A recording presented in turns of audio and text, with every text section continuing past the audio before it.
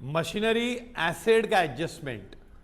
Asset के adjustment में what is a strategy? Asset के एडजस्टमेंट में आपको एसेट की फुल इंफॉर्मेशन एक साथ इकट्ठी करनी चाहिए, साथ में पढ़नी चाहिए। साथ में पढ़ने के बाद इंफॉर्मेशन को ऑर्डर ऑफ टाइम, जिसको बोलते हैं क्रोनोलॉजिकल ऑर्डर, पहले से बात के क्रम में रीड करने की पूरी इंफॉर्मेशन। अब ये मशीनरी है, एसेट का मैटर है। मशीनरी का पेमेंट किया है, मतलब मशीनरी खरीदा है। स्टार्टिंग में मशीनरी कितने की थी? 10,500। फिर मशीन लास्ट में कितने की है? 15,000। तो अब क्या करें? पहले परचेज ओपनिंग क्लोजिंग, क्या है? Purchase opening closing. तो सबसे पहले हम किसको लेंगे? परचेज, सॉरी ओपनिंग को।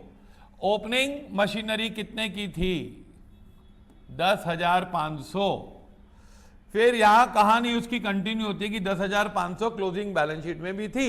यहां पे कहानी खत्म हुई थी, यहां पे एसेट की कहानी शुरू हुई। 10,500, दो इफेक्ट आ गए। फिर आपने परचेज किया, ये पॉइंट नंबर 2 है।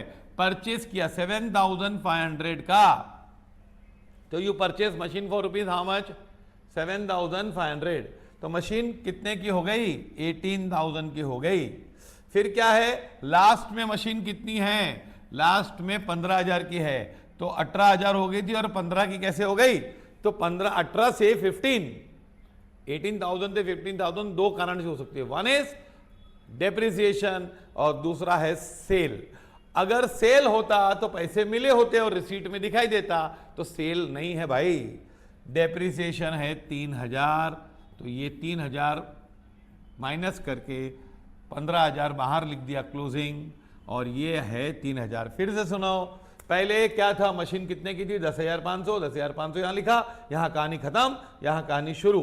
फिर परचेज किया 7,500, 7,500 परचेज किया, तो हो गई कितने की? 18,000 की। और उसके बाद लास्ट में है 15,000 की, तो 3,000 डेप्रिसिएशन। सेल नहीं हो सकता, सेल होता तो यहां पे